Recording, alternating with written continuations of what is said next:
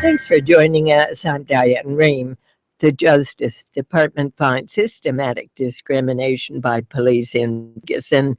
A House panel subpoenas former Secretary of State Hillary Clinton's private emails and what the February job numbers could mean for interest rates. Here for the domestic hour of the Friday News Roundup, Manu Raju of Politico, John Harwood of CNBC, and Neil King Jr. of the Wall Street Journal. Throughout the hour, I'll look forward to hearing from you. Call us on 800-433-8850. Send an email to drshow@wamu.org. Follow us at Facebook or send us a tweet. Happy snowy Friday, everybody. Hi, Dan. Happy snowy day to you, too. Happy snow day, Diane. I have to admit, though, I'm a little intimidated because Neil King has the greatest broadcasting voice in the history of mankind. And I am welcoming Neil King back. It's a pleasure to be back. It really is. So good to have you even on a here. sloppy day. Well, and let me just tell our listeners, you can watch this program if you simply go to drshow.org and click on Watch. It's right at the top of the website. Now, Neil, the Labor Department reports the economy added 295,000 jobs last month, takes the unemployment rate to 5.5. What is happening with the economy? It's just the job market in particular is on a tear. It's pretty extraordinary. So the recession ended essentially in June of 2009. At that time, the unemployment rate was 9.5. It's now 5.5. I think it's been 12 months now in a row of over 200,000 jobs a month. We haven't seen a stretch like that since 1984. Amazingly, now we're hearing the term full employment, which would seem a little odd at 5.5% unemployment. But we're in the band now where the Federal Reserve has to think about whether the job market is getting so tight that they would call it full employment. And that raises, of course, the discussion of when it is they're going to raise rates. And now, even today, you hear a lot more clamoring among economists. They should start to do that. I don't think they're likely to do that until June at the earliest, probably later in the year. But it's a sign of a very strong job market with just the one oddity that I will mention, and that is that wages so far haven't really started to show the kinds of gains that you would see with the labor market that would seem to be as tight as it is. The wage gains are about 2% a year. That's really fairly average, if not even a little bit flat. So that's the big mystery, is we have a tight market that still seems to show a fair bit of slack. So you do not think that these good job numbers are going to change the minds of the Fed? I think what they'll do is that in their next meeting, they will change the guidance language a little bit to indicate that there is a rate change coming. It's very unlikely. I don't know. I haven't read everything since I merged into here, and maybe the conventional wisdom has shifted a little bit that they're likely maybe to move as early as June. I would doubt that. They will move sometime probably in the second half of the year. What do you think, John Harwood? There's a big debate between June and September. I tend to think it's more likely to happen in September than in June. I think there's still a bias in economic analysis to be skeptical of just how strong the economy is. Consider the forecasts of this job number before it came out this morning. People were saying, well, 220,000 jobs. It was 295. We keep surprising on the upside, and until people fully appreciate the and get comfortable with the idea that this labor market is tightening rapidly, economy is really rolling, you're going to have a bias to let's wait just a little bit longer. And what about hiring, Manu? Yeah, that's a big question as well. And part of what the Fed will, of course, look at too is how much wages are increasing. And as Neil alluded to, I mean, there's this jobs report showed a 3-cent increase in the hourly wages, and that's only about a 0.1% increase. It's a little bit lower than what economists had forecast, and it's still down from about the 12-cent increase that we saw in January. So once we start seeing this more robust gain in wages, then I think that you'll see the Fed sort of take its foot off the gas. And Diane, the other thing it does is it cements the shift politically that we're seeing as we run up to the 2016 presidential campaign, from talking about how do we get this economy going to talking about how do we get the fruits of the economy distributed in a way that helps average people as well as people who are doing very well at the top. So you've got organizations like Walmart announcing in advance a $10 minimum wage. How is that likely to reshape what other large companies are thinking, Neil? Well, you're seeing a trend afoot in that area where a number of larger retailers are pushing up their floor, wage floor, essentially. An employer as large as Walmart, that actually starts to make a bit of a difference in changing the overall wage complexion around the country, in particular because Walmart is big and very active in a lot of parts of the country where wages are not that high. So it's a little bit different than if you're talking about New York City or the Chicago area or LA.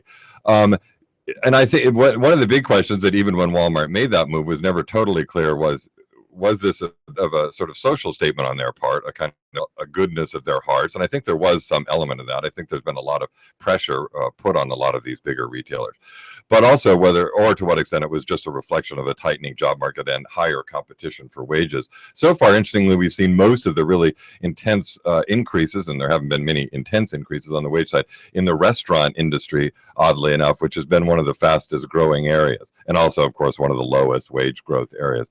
One of the reasons that we see wages being low is that where we are seeing increases is in the really low end of the wage scale, and we're not seeing a lot of that on the higher end, and particularly in the addition of jobs on that side. So you're not seeing a lot of people coming into the labor market making a lot of money compared to the number that are coming into the labor market making relatively little. Diane, on Walmart, I lean toward the second of the two factors that Neil mentioned. Yes, every company wants good PR, but Walmart fundamentally is a conservative company that does things when it needs to do them. And that's a reflection of the fact that this labor market is tightening, and they are trying to get ahead of that. How tight is the labor market? I mean, that's a great question. I don't think I can answer that right now. I mean, that's one thing that the economists are going to have to evaluate over the next couple months. And as we view the March job numbers next month, I mean, clearly this is a good news for the White House. This is going to be something that the White House will actively trumpet, and it's something that the Democrats wish that they did more of in the midterm elections last year. They view this as something that the president, a legacy of the president, turning around the economy and putting it in a solid footing. But we'll see how wages pick up and other factors of the economy improve as well. Could it, that is the growing numbers, could that affect political thinking in the Congress as to how it moves, what it does, what it goes up against, what it backs off from? Can we determine what affects the thinking of Congress these days? That's a difficult one. It's hard to see how it really affects policy per se. I think, for instance, the federal minimum wage thing is not only effectively dead for now, but it's so much moved to the states and in part moved to the companies themselves, as we saw with Walmart, that it's hard to see that happening. I think the interesting ferment that we're going to see, in my mind, is among individual members of Congress putting forward ideas in the way that Mike Lee and Marco Rubio just floated their sort of fix to the tax code. There's going to be a lot of competition, particularly among the sort of 2016 types, or the more prominent members of Congress, particularly in the Senate, to show that they have interesting, innovative thinking on trying to change the equation. Because no matter whether we are seeing these strong growth in the job numbers, but at the same time, there is sort of a flatness about the economy, particularly on the wage front. And that's going to be the sweet spot, I think, as John was alluding to, of the 2016 campaign, is what to do about that. And you would look out for if you look out for also how the Republicans, when they propose their budget in the spring and March and April, how much they view the improvement in the economy and whether or not that they will push forward with aggressive round of spending cuts, how they're going to deal with sequestration that's still going into effect. That's going to be a huge question for the Republicans, particularly if they sense that the economy is picking up. Does it make sense to continue with sharp spending cuts, or does it make sense to go even further? That'll be a big indication in the next several weeks exactly which direction they want to go. Diane, it is so hard for this Congress to do anything, by which I mean anything, that it's hard to project a policy shift. You may have thinking in the shift in the thinking of individual members of Congress. You may have shifts in rhetoric that show up in the 2016 campaign. But as much trouble as I had funding the Department of Homeland Security, excuse me, it's very hard to see substantive economic legislation moving through this Congress. You know, it's interesting because about an hour and 15 minutes after the job numbers came out, Jack Lew put out a statement saying that the debt ceiling drum is now beginning to beat. As of, I think, the 16th of March, the Treasury Department is going to have to go on a sort of extraordinary measures, and we're going to run up against the ceiling in September, if not earlier. That's going to be an interesting drama as it plays out. Neil King, Global Economics Editor, Deputy Washington Bureau Chief at the Wall Street Journal. Short break here. When we come back, we'll talk about what's happening in Ferguson.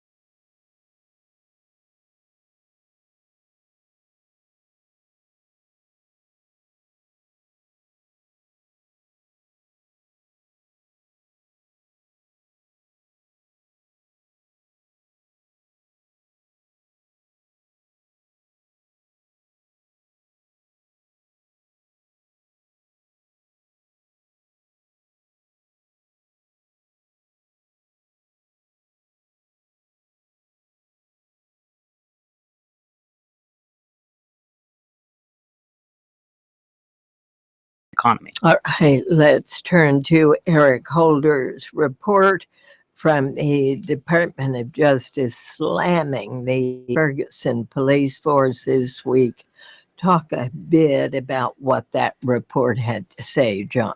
Well, you have to look at that as a bookend to the other finding that they issued, which is that they were not going to bring civil rights charges against Darren Wilson, the officer who shot Michael Brown. It is difficult to bring civil rights cases because of the high bar standard of proof. Eric Holder has said, as he's preparing to leave office, if assuming the Republicans do get around to confirming Loretta Lynch, that we need a lower bar in some of those cases so they're easier to bring. But in tandem with that, they looked at the practices of the Ferguson Police Department and found that African Americans were disproportionately singled out, that there was good reason for the unhappiness that residents of Ferguson, Black residents of Ferguson, had been expressing, in part because it was an attempt through traffic fines and other things to make money to fund the government. And the routine use of tasers, unnecessary force, and as John said, disproportionately used against blacks, Neil. I find this whole sort of predatory fining thing to be really extraordinary and by no means limited at all to Ferguson. This is something the president also received this policing task force report at the beginning of the week that was also singling out this kind of, basically, you know, it's sort of a local kleptocracy in a way where you have communities basing their revenue stream off of onerous fines, particularly the kind of fine that you get a speeding camera fine and it's $100 and you can't pay it, or you pay part of it and then you get an additional fine, and pretty soon the $100 fine becomes $600 as it grows, while people that are, it's one of these things that highlights this sort of inequality theme that so many of us have been talking about. And it may in the end be even more legitimate source of deep grievance in a place like Ferguson than a lot of the, more what we think of as police conduct, like the use of tasers. And Neil is right in the very first thing he said, which is this stands for much more than Ferguson. Of course. Of course. Yeah, and as part of that report, there were about 24 policy changes that the Justice Department urged Ferguson to implement, everything from more supervision, more civilian oversight, and a disciplinary system. This is something that if Ferguson does not agree to, I think you may see the Justice Department try to force the issue through the courts and force Ferguson to implement these changes. But the big question remains, is the police chief going to resign? Does he have to resign in order for the population of Ferguson to believe that real change will occur? Potentially, yeah. I mean, that's going to be a huge issue that they're going to have to deal with. I mean, the Ferguson mayor, James Knowles, acknowledged that there were problems, but also sort of downplayed them as well. He said that they're making some changes. He said they were cooperative with the Justice Department, but at the same time, he sort of limited it to a few bad actors. He said there were those racially charged emails were only coming from a handful of people. And one person has been let go, but the other two, that action is pending. That's right. So how the mayor and how they proceed on this, it remains a big question going forward, and especially whether or not the police chief keeps his job. Diane, one postscript related to Congress on the issue that I talked about a moment ago, the standard of proof in civil rights prosecutions.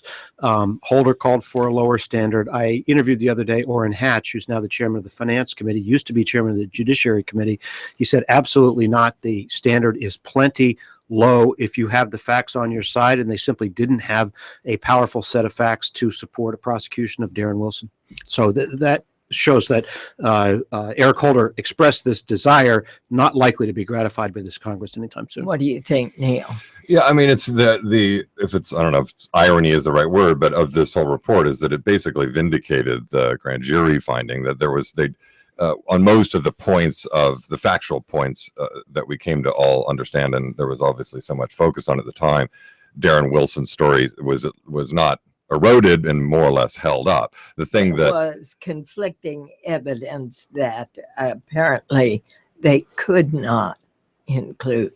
Yeah, I mean, it wasn't as if this report had revealed that the grand jury was wrong by any means, right? But I will continue to think the things that were most revealing and most important for a national discussion is less has to do with Ferguson per se, which is obviously, you know, a small suburb of St. Louis, but whether these policies, so many of which are national in scope, need to be changed. And I don't know whether this is something that comes through the Justice Department or through the White House as part of this task force that Obama has put into order, but there's obviously the need for some changes, just sort of state by state or locality by locality. And specifically, I'm sorry, specifically in Ferguson, there's, you know, this issue is not over yet. I mean, Michael Brown, his family said they're going to bring a civil suit against Darren Wilson over this. In the civil suit, of course, is a much lower bar to clear. You know, you have to clear a preponderance of evidence rather than beyond a reasonable doubt. So clear, this is something that's going to continue to be in the news and continue to put pressure on the Ferguson Police Department. In the category of all politics is local, there are a lot of jurisdictions around here in the Washington, D.C. area, which is a much more affluent area, obviously, that have gotten addicted to the revenue from photo speed cameras all over the place. And I know that personally. You know that personally. Well, you know, I happen to believe that these cameras are slowing people down. And if that happens, then you got a ticket for that. Probably a good thing. Fair enough. Emails in Ferguson, emails from Hillary Clinton reminds you should never write an email you don't want to see on the front page of the Wall Street Journal, New York Times, anywhere. So Hillary Clinton's emails, Manu, what's the accusation here? The House has subpoenaed her emails. That's right. You know, when she was Secretary of State, Hillary Clinton exclusively used private email to conduct public business. Now, this was revealed in a New York Times report on Monday. The Associated Press later reported in the week that not only did she use her personal email to conduct public business, but they also maintained control of their own server that was linked to their family home in New York. Now, this seems to be a pretty extraordinary effort by a public official to circumvent public scrutiny over things that she's been writing over government official government business, things that could be by using her private email. Congressional investigators, journalists through the Freedom of Information Act would have a much harder time accessing that. So the question now is whether or not she complied with federal regulations that require these emails to be part of the public record, as well as whether or not she complied with State Department policy, which said very clearly, dating back to 2005, that public officials need to, in the State Department, must do their work on public emails. So this House committee that's investigating the Benghazi attacks from 2012 subpoenaed Clinton's records. She is has so far turned over 55,000 emails about 2 months ago to the State Department. They have not been publicly released yet. The question is exactly what emails she turned over, how she made that decision on which emails to turn over, and what constitutes her public work versus her private work. All right, here's an email from Joseph in White Lake, Michigan. Why not just ask her to turn over the server to the State Department or a third party to extract all the non-personal emails? Examining the server is the only way to know if she's produced all the emails relating to her position as Secretary of State. I would not be surprised if it comes to that at some point. I have to, Manu referred to the AP report. I have to salute the headline writer at the AP who came up with the term homebrew email server, which is one of the great turns of phrase that I can remember recently. Could those emails have been more protected from anybody breaking in to her emails than had they been on the State Department server. It's actually an interesting point, and a number of people have raised that. And the presumption has been, and certainly the presumption within the State Department has been, stay on our servers. That's the most protected place you can be. But the reality is that the White House has had its problems. Right. They've been problems all throughout government. It's hardly some impregnable zone.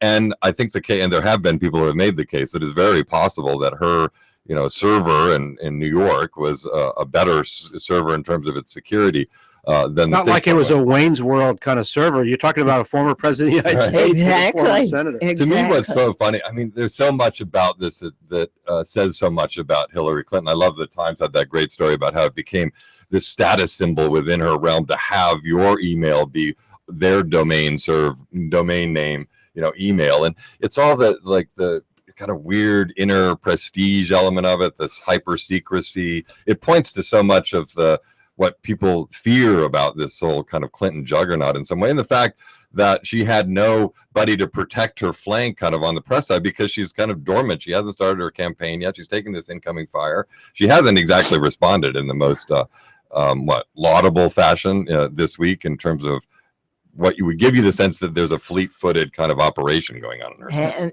you're listening to the Diane Rehm Show. Here's an email from Bob in Martinsburg, West Virginia. Does your panel believe the email scandal regarding Hillary really resonates with the general public, or is this more of a beltway and pendant issue?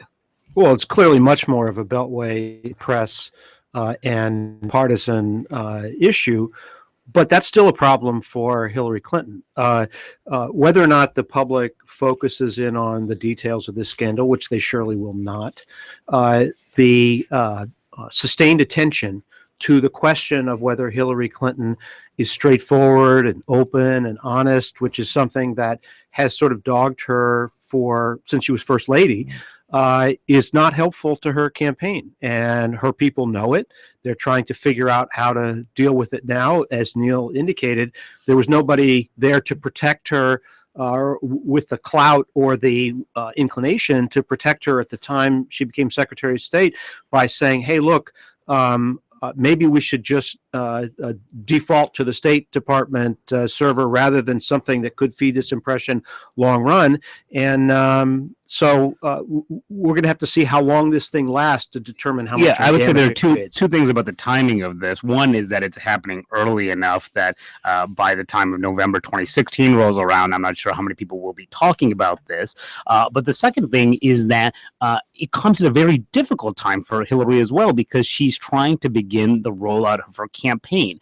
And in some ways, it's made pressure her to come out earlier because the longer she waits, as Neil and John are alluding to, she has a skeletal organization right now and not much in which she can respond. She needs some cover and to push back very aggressively and have a clear message about what she's talking about on the campaign trail, fill the void, because the void right now is being filled about this email issue. But at the same time, she doesn't want to come out too early because then the initial rollout of her campaign will be dogged by the same email issue. And the President of the United States, who she served, and his staff are being very cautious in how they talk about this, as they should, because they didn't have full control over her decision making on that issue. And so they're making statements to the press, it's come to dominate their daily press briefings, and saying we count on the Clinton team to have handled this. And that is mixed cover at best. Just to go back to your point in the beginning, this will all come down to whether she did indeed send emails that will somehow or other come back to haunt her. And the likelihood, I'm not going to bet on whether that's the case, but I think for the most part, people on that level try to keep the things that might haunt them off of email. Neil King, John Harwood, Manu Raju, all here to answer your questions. After a short break, stay with us.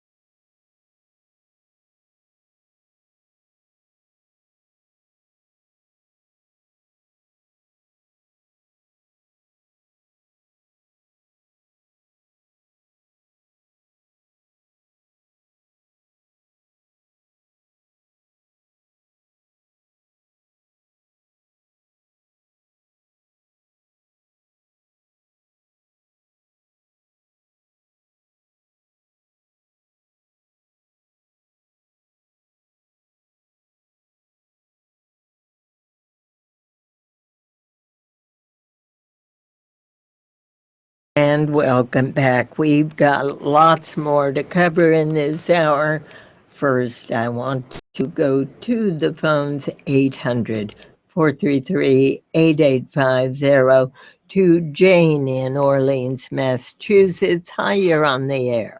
Good morning. Nice to talk with you. Thank you. I've been waiting a long time to say these things because I haven't heard anyone speak about it on your program or any of the others that I've seen or in the newspaper anywhere.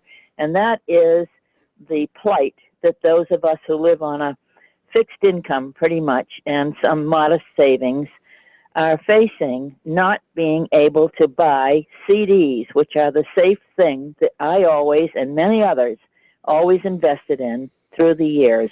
Mr. Bernanke promised, I believe, in 2013 to raise the rates, and we're still going on guessing when the feds will raise the rates.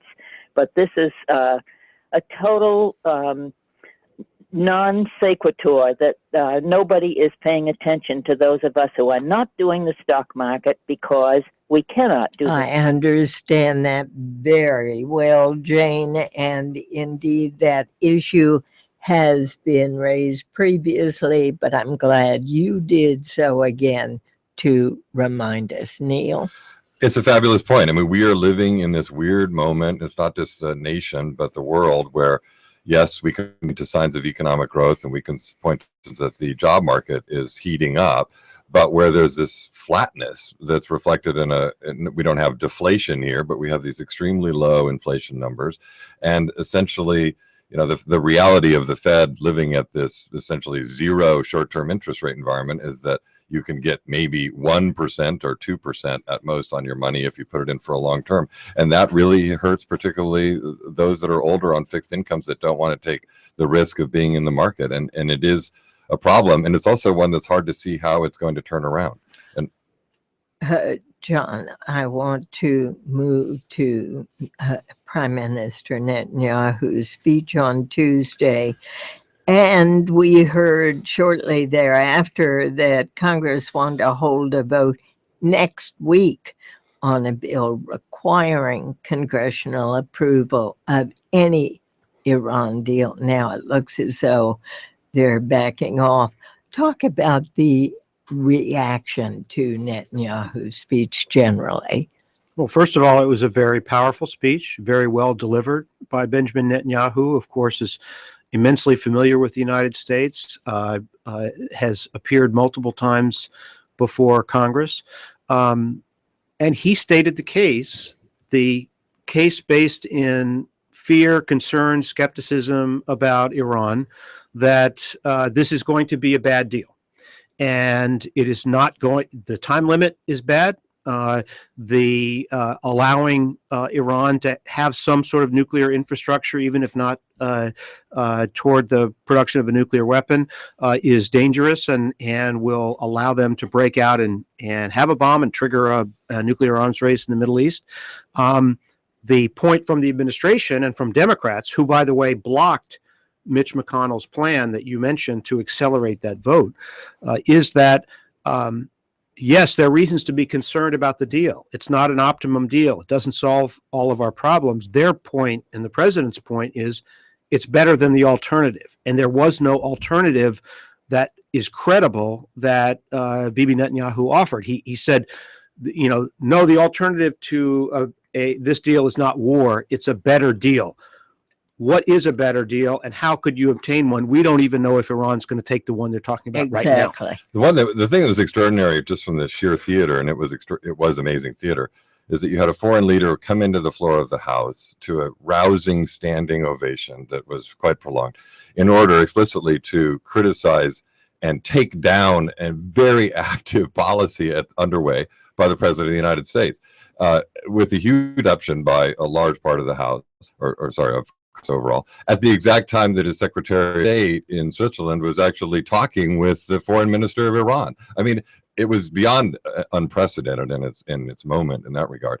And it's interesting because politically, as John pointed out, the Republicans loved it for the most part. But if you talk to conservative foreign policy people who are intimately involved, or not necessarily involved in, but aware of the details of Iran front, and also of just the importance of how these things come off. There was a lot of anger that Netanyahu took this step, and there's also a lot of fear among people who are close to Israel that this could do longer-term damage by having politicized Israel's standing in the U.S. in ways that are rather unprecedented. What about the election in Israel? Yeah, that was one of the things that the skeptics were saying, that this is why he's here, to help his own political chances going forward. But I do think it really hardened the opposition at a crucial moment right now. Of course, the United States is engaged in multilateral negotiations and trying to get some sort of rough framework by March 24th.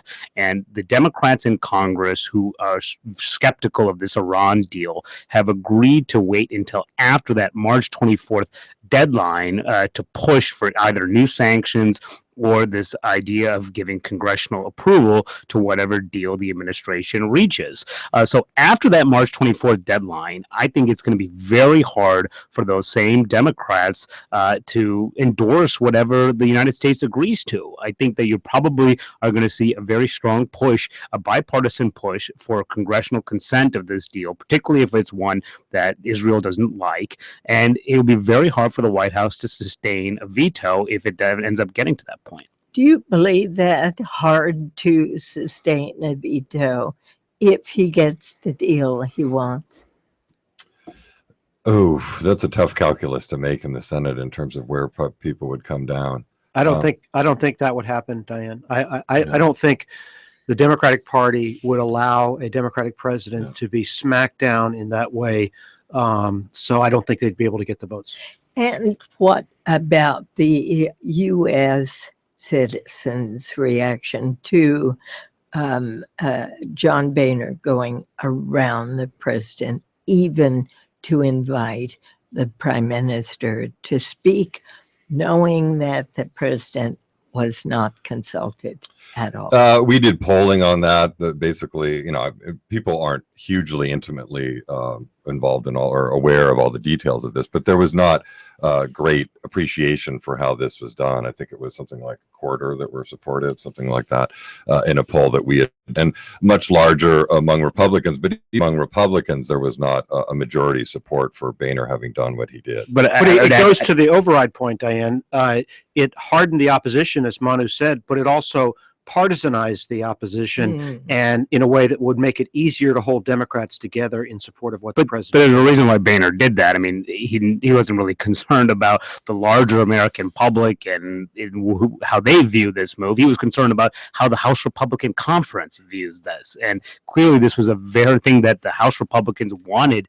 They enjoy when their speaker sticks the finger in the eye of the White House, and that helped his internal politics, and particularly at a difficult time for the speaker after this cave on the Department of Homeland Security spending bill. It was no surprise that happened on the same day that the Netanyahu speech happened, because he was in a pretty strong position with his Republican conference. So all of this has to do a lot with his own internal standing. All right. And Chris Saleza of the Washington Post at The Fix is tweeting, "No one in the House GOP leadership is going to Selma." His conclusion, not smart.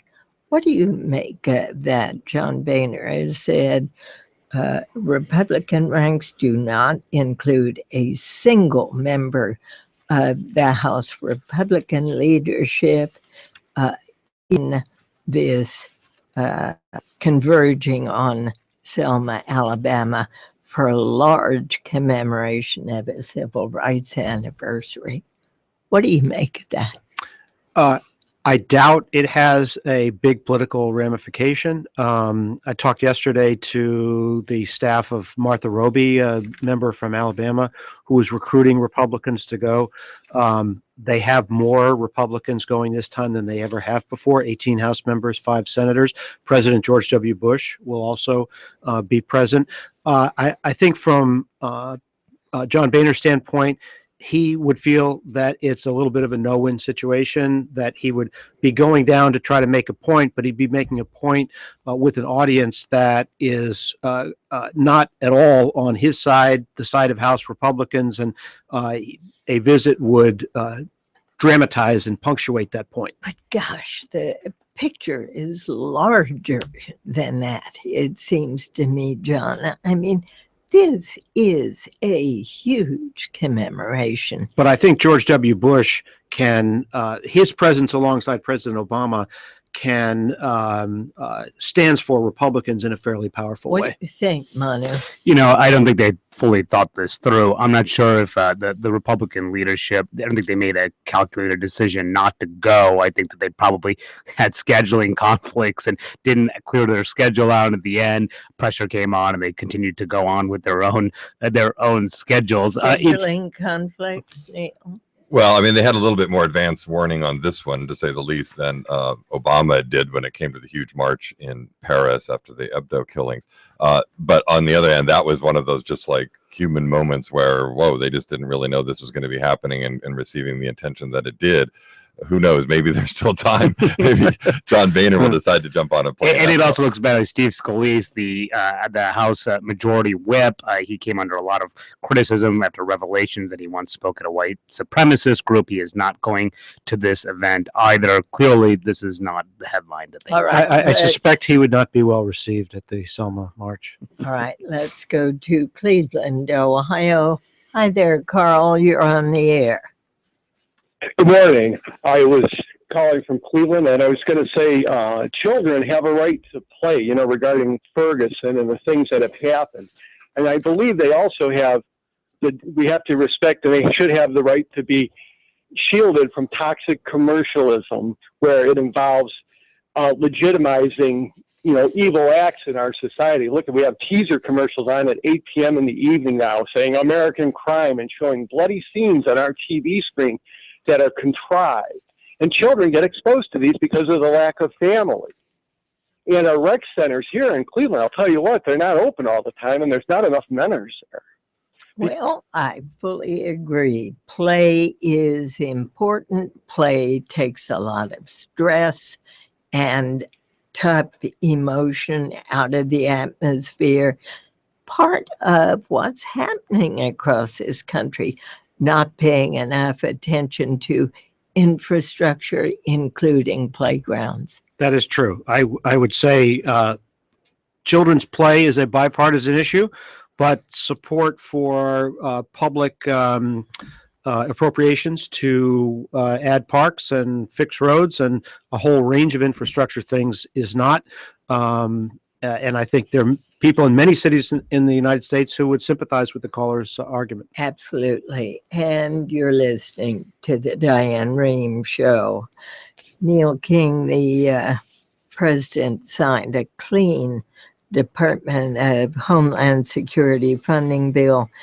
Talk about what this says about the drama going on within the Republican Party. I was kind of look at this a little bit as there's a big canal, something like the Panama Canal, and how wide is that canal? And the Republicans sort of thought the canal was widened a little bit in terms of what they can move through it because of the takeover of the Senate. But now they're finding out, much to their chagrin, that it really hasn't been widened all that much, but the House Republicans haven't really come to understand that. So they keep crafting these things that are just too big to fit through the opening that exists in the Senate, much to the chagrin of John Boehner and much to the undermining of what authority he has. I think the House Republicans want to seize the Panama Canal again. Maybe that too. Manu could certainly speak much more wisely to the inner dynamics of this, but when I watched that vote play out, I said, wow, these are the kind of numbers that we could imagine seeing on a whole bunch of things. There's the Export-Import Bank reauthorization that has to come up by June. You look at that, you say, I could see a vote like that, if it even comes up, which I can imagine it won't now. You think of a whole range of things, the highway bill, we were talking about infrastructure, the appropriations bill. There are going to be a number of things to talk about fast track for having to move forward on some of these trade bills. Numbers we could see also very similar. He has a big flank of protest votes of people that aren't keen to follow his leadership, and that's going to haunt him for the rest of his time. The challenge is going to be the math going forward. I mean, in the Senate, there are 54 Republican seats. They need 60 to break a filibuster, 67 to override a veto. In the House, there's a hard right faction of 25 no votes on most things that John Boehner will do. And on this, when he tried to advance a 3-week Homeland Security spending bill, there were 52 no votes. And I think that's going to be a very difficult thing for them to thread. And the House Republican leaders will tell you, look, we can't just turn around and pass centrist legislation because we're going to lose a lot of votes. And we're also not going to win a lot of Democratic votes because a lot of these blue dog Democrats have been wiped out. They've lost their elections in recent years. So each chamber has much different math problems, which is going to make it very difficult to reconcile big bills in the next couple of years. And speaking of Democrats, Barbara Mikulski has chosen to retire. Yeah. At the end of 2016. Big scramble for her seat. There is. This was not expected, even though she's 78 years old. She had signaled that she was going to run again, and she had made a decision not to. So there are a whole bunch of very ambitious Democrats from Maryland who've been waiting for this moment. What do you think changed her mind? You know, I'm not entirely sure. Sometimes it's just a very personal decision. She's been in office for 28 years. She leaves a pretty lasting legacy. She's the longest woman to serve in Congress. Clearly, this is something that she thought it was the right time to do, and that there was a time for a new generation. And Chris Van Hollen, the congressman from Maryland, has already said he's going to run, but he could face a very contentious Democratic primary from other members of the delegation, other state and local officials who are considering running. It's a seat that will likely stay in Democratic hands, but Maryland has been quirky. In the last election, they elected a Republican governor, and Republicans think they may have an outside chance. And quickly, Neil, what did we learn from the Supreme Court hearing on the Affordable Care Act? We learned that there's a very divided court. We learned that even among the people that would likely be in support of the plaintiffs in this case, in basically depriving these subsidies of the states that they're in, that there's a lot of concern for the shock that would occur in the country and the possibility that they would take an action and then move to sort of defer it or stay it so that these number of people, 7.5 million or so, wouldn't lose their health care subsidies. King, the Wall Street Journal, John Harwood, CNBC, and the New York Times, Manu Raju of Politico. Thanks for a great news roundup. Thanks, Diane. Thanks, Thank you. Diane. Pleasure. We'll follow up later on your private server. Okay. Thanks for listening, all. I'm Diane Rehm. The Diane Rehm Show is produced by Lisa Pinkert, Denise Couture, Susan Casey, Rebecca Kaufman, Lisa Dunn, Danielle Knight, Allison Brody, Alexandra Botti.